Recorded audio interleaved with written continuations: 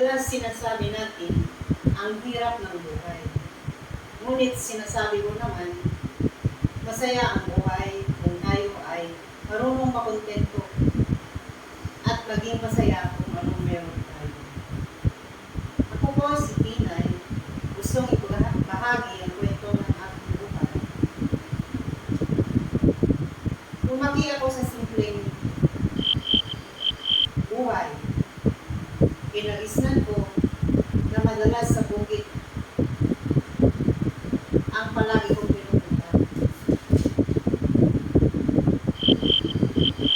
Habang ako'y lumalaki, marami akong napansin at natutunan. Tulad na lang ng mga halaman na kusang sumisilip. Ang isa dito ay isang wood deer musk. Maraming klase ito, pero may isa akong nakita na gusto kong ibahagi sa inyo. Tingnan natin ang video.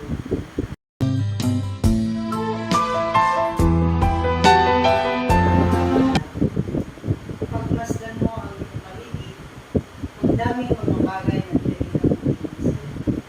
Katulad na naman itong isang mapansin ko. Itong tinatawag na elephant foot. Kaya ang dami